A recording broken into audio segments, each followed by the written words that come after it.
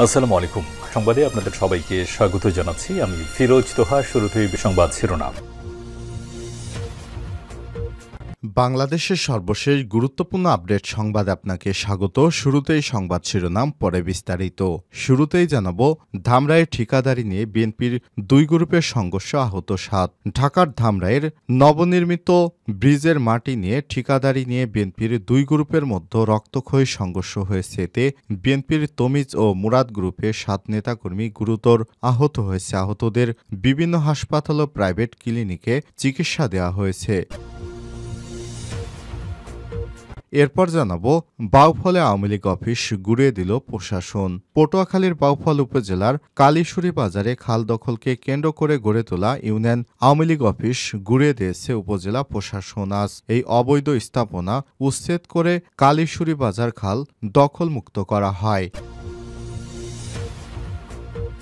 জানাবো, আওয়ামী লীগকে নিষিদ্ধের দাবি। আওয়ামী লীগকে নিষিদ্ধের দাবি জানিয়েছে গণ অধিকার পরিষদ। দলটির সাধারণ সম্পাদক মোহাম্মদ রাশেদ খান বলেছেন, ৭১-এর পর শেখ মুজিবের নেতৃত্বে একবার গণহত্যা হয়েছে। ২০২৪-এ তার মেয়ে নেতৃত্ব দিয়ে গণহত্যা করেছে। সুতরাং এই দল বাংলাদেশে রাজনীতি করার বৈধতা হারিয়েছে। এদিকে জাবি ছাত্রদলের ৬ নেতাকে বহিষ্কার, ৩ জনকে অব্যাহতি। জাহাঙ্গীরনগর বিশ্ববিদ্যালয়ের জাবি শাখা ছাত্রদলের নবগঠিত আহ্বায়ক কমিটির ৬ নেতাকে বহিষ্কার করা হয়েছে। তারা হলেন সদ্য আহ্বায়ক কমিটির যুগ্ম আহ্বায়ক জোবায়ের আল মাহমুদ এবং নাইমুর রহমান কৌশিক। জানাবো, দুর্নীতিমুক্ত বাংলাদেশ কায়েম না হওয়া পর্যন্ত আমরা থামব না বললেন বাংলাদেশ জামাত ইসলামের আমির। বাংলাদেশ জামাত ইসলামের আমির ডাক্তার শফিকুর রহমান বলেছেন, বৈষম্যহীন, মানবিক ও দুর্নীতিমুক্ত বাংলাদেশ কায়েম না হওয়া পর্যন্ত আমরা থামব না। আজ বিকাল ৩:৩০টায় চুয়াডাঙ্গা জেলা শহরের টাউন ফুটবল মাঠে জেলা জামাতের কর্মী সম্মেলনে প্রধান অতিথির বক্তব্যে সব কথা জানান তিনি। এবং সর্বশেষ জানাবো, ট্রাম্পের অভিষেকে দাওয়াত পাননি ভারতের প্রধানমন্ত্রী নরেন্দ্র মোদী। যুক্তরাষ্ট্রের নতুন প্রেসিডেন্ট হিসেবে ২০শে জানুয়ারি শপথ নিতে যাচ্ছেন ডোনাল্ড ট্রাম্প। এই শপথ অনুষ্ঠানে আমন্ত্রিত অতিথিদের তালিকায় স্থান পেয়েছেন আন্তর্জাতিক সম্প্রদায়ের অনেকেই। পলিটিক্যাল প্রতিবেদনে বলা হয়েছে, মার্কিন প্রেসিডেন্টের অভিষেক অনুষ্ঠানে সৌজন্যমূলকভাবে বিদেশি কূটনীতিকদের অংশগ্রহণ থাকে। সাধারণ ভিন্ন দেশের রাষ্ট্র সরকার প্রধানদের আমন্ত্রণ জানানো হয় না। ট্রাম্প অবশ্য প্রচলিত রীতিনীতির ধার ধারেন না। তিনি তার শপথ অনুষ্ঠানে অনেক বিদেশি নেতাকে আমন্ত্রণ জানিয়েছে। তালিকায় ইউরোপের মধ্যমপন্থীদের বাদ দিয়ে অনেক কট্টর ডানপন্থী এবং জাতীয়তাবাদী রাজনীতিবিদদের আমন্ত্রণ জানাতে দেখা গেছে। প্রিয় দর্শক, এই তালিকায় ভারতের নরেন্দ্র মোদীকে আমন্ত্রণ জানানো হয়নি। এতক্ষণ শুনছিলেন সংবাদ শিরোনাম, এবারে বিস্তারিত। তবে তার আগে বন্ধুরা, অনুরোধ থাকবে সংবাদটিতে একটি লাইক দিন। এই চ্যানেলে আপনি নতুন হয়ে থাকলে আমাদের সংবাদটি দেখতে দেখতে চ্যানেলটি সাবস্ক্রাইব করে রাখুন। কমেন্ট করে আপনার মূল্যবান মতামত জানিয়ে দিন আপনি বিশ্বের কোন দেশ থেকে বা বাংলাদেশের কোন স্থান থেকে আমাদের সংবাদটি দেখছেন এবং শুনছেন। এবারে বিস্তারিত। রাজধানীর ধামরাইয়ে ঠিকাদারি নিয়ে বিএনপির দুই গ্রুপের সংঘর্ষ, আহত ৭। ঢাকার ধামরাইয়ে নবীনগরে মৃত ব্রিজের মাটির ঠিকাদারি নিয়ে বিএনপির দুই গ্রুপের মধ্যে রক্তক্ষয়ী সংঘর্ষ হয়েছে। এতে বিএনপির তমিজ মুরাদ গ্রুপের ৭ নেতাকর্মী গুরুতর আহত হয়েছে। আহতদের বিভিন্ন হাসপাতাল ও প্রাইভেট ক্লিনিকে চিকিৎসা দেওয়া হয়েছে। শুক্রবার ১৭ জানুয়ারি উপজেলার সোমভাগ ইউনিয়নের চর ডাউটিয়া এলাকায় সকাল ১১টার দিকে সংঘর্ষের ঘটনা ঘটে। এ সংঘর্ষের পর ধামরাই থানায় পাল্টাপাল্টি অভিযোগ দায়ের করেছে দুই পক্ষ। জানা যায়, শুক্রবার সকাল ১১টার দিকে উপজেলার সোমভাগ ইউনিয়নের চর ডাউটিয়া এলাকায় খালে নবনির্মিত সেতুর দুই পাশে মাটি ভরাট ঠিকাদারি নিয়ে ধামরাই উপজেলা বিএনপির সভাপতি ও জাতীয় নির্বাহী কমিটির সদস্য আলহাজ তমিজউদ্দিন গ্রুপের নেতা মোহাম্মদ রুস্তম আলী ও মোহাম্মদ খোকন উদ্দিনের সঙ্গে ঢাকা জেলা যুবদলের সভাপতি মোমতাজুল ফেরদৌস মুরাদ গ্রুপের নেতা মোহাম্মদ মনিরুজ্জামান মনির ও মোহাম্মদ সুলাইমান হোসেনের মধ্যে সংঘর্ষের ঘটনা ঘটে। এক পর্যায়ে দুই দলের নেতাকর্মী ও সমর্থক ঘটনাস্থলে ছুটে আসলে দফায় দফায় সংঘর্ষ হয়। এই সংঘর্ষে দুই পক্ষের অন্তত ৭ জন আহত হয়েছে।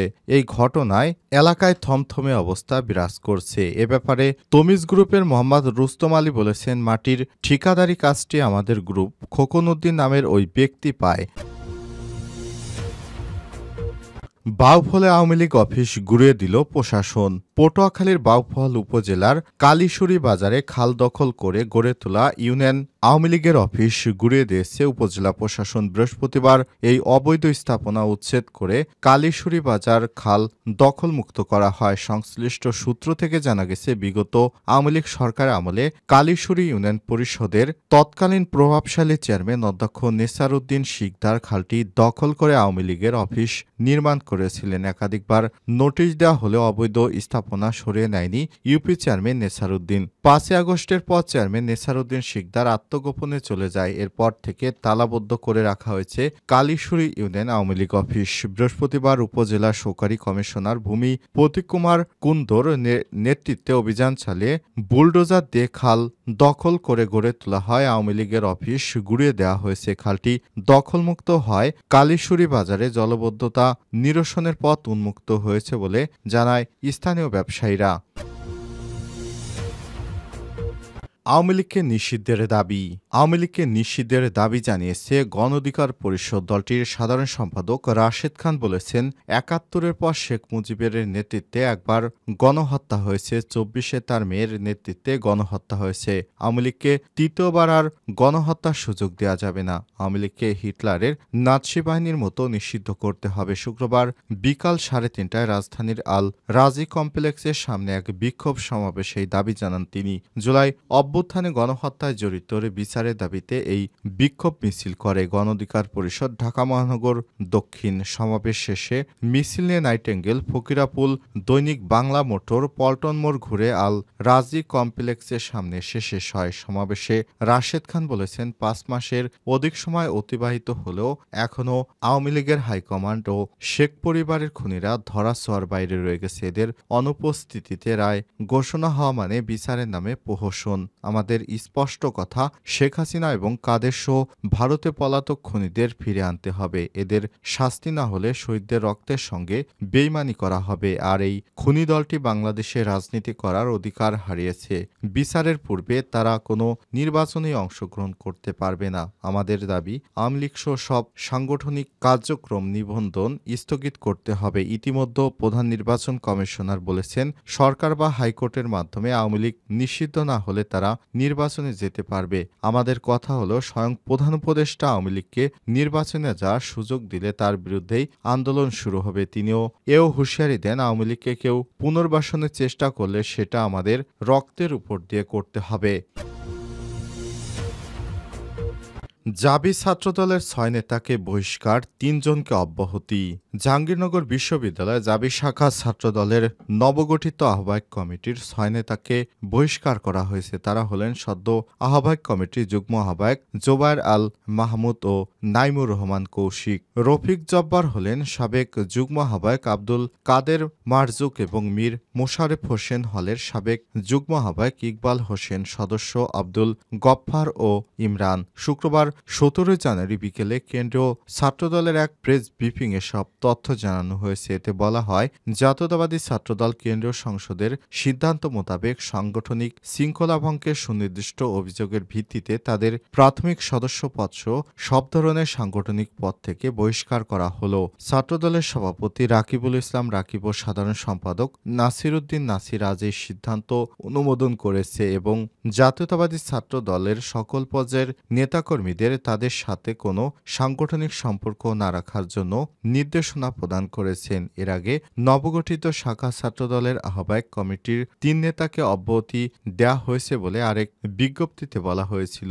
তারা হলেন সদ্য আহ্বায়ক কমিটির সদস্য নিশাত আবদুল্লাহ, শামসুজ্জামান সায়েম এবং হাসিব বিন আব্দুল হাই।